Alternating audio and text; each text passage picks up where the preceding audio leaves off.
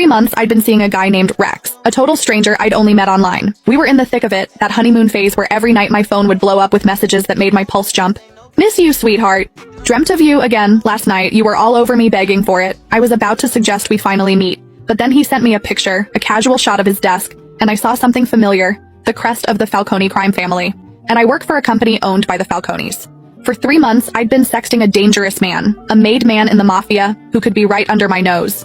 And just when I was trying to figure out who he was, I saw them. The custom black onyx cufflinks I'd picked out for Rex on my boss Marco's wrists. What are you up to? My thumbs flew across the screen. I hit send. I stared at the chat, waiting for the man I knew only as Rex to reply. This had been my ritual for the past 3 months. I'd added him on a whim. We hit it off instantly, falling hard and fast until things got intense. My phone vibrated. It was a picture, a side shot of his computer desk. A few files were scattered next to the keyboard, working and waiting for a text from my sweetheart. A smile crept onto my face. This man knew exactly how to make me blush with just a few words.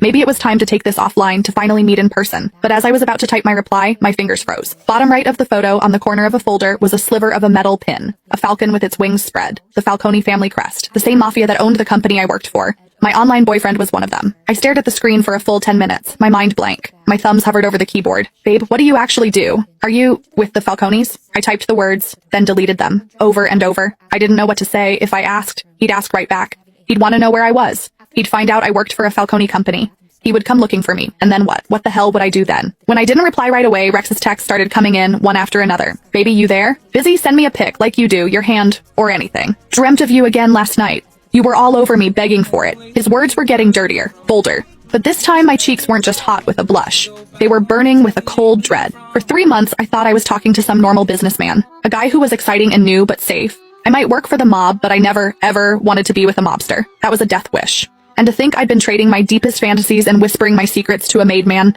My phone buzzed again, a voice call. I couldn't answer. He'd hear the panic in my voice. I fumbled with the screen, declining the call. Then I quickly typed out a lie. In a meeting, honey. Talk later. He seemed to buy it. A moment later, he replied, waiting for you. I closed the chat and took a deep, shaky breath. I needed to calm down. Think. First, I had to figure out who he was. Was he some low-level muscle or a high-up manager? Second, what was I going to do? Risk it and keep this going, or run for the hills? I opened our chat history, scrolling through our old messages, searching for clues. We'd both been careful about privacy, never sharing details about our work or personal lives, but one thing stood out. He'd once sent me an Abby pic from a gym mirror.